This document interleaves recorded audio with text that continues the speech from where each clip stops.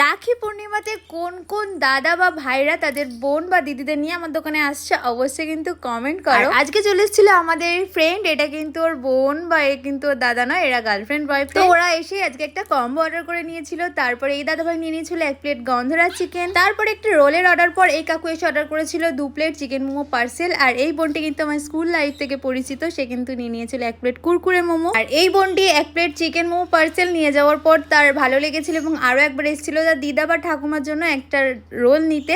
আর দিদা বা ঠাকুমাটা এত কিউট মানে কি বলবো। আর এই দাদা ভাই আর দিদি ভাইকে তো ওরা চিনবেই ভালো করে, কারণ প্রায় আমার দোকানের এখন কাস্টমার হয়ে গেছে। ওরা কিন্তু অর্ডার করেছিল 1 প্লেট চিকেন স্টিম মোমো আর একটা কিন্তু চাউমিন। তারপরে এই দিদি ভাই নিয়ে নিয়েছিল 1 প্লেট চিকেন স্টিম মোমো আর একটি বোন এসে নিয়ে নিয়েছিল একটা ভেজ মোমো। আর এই কিউট ছোট্ট বোনটা নিয়ে নিয়েছিল একটা ফ্রাই মোমো। সামনে কিন্তু আমাদের এখানে তারামা পুজো, তো আমাদের দোকানের প্লেসটা কিন্তু একটু এদিক ওদিক চেঞ্জ হয়। তো চেঞ্জ হলে তোমাদেরকে অবশ্যই আগে থাকতেই জানিয়ে দেবো এবং দেখিয়েও দেবো।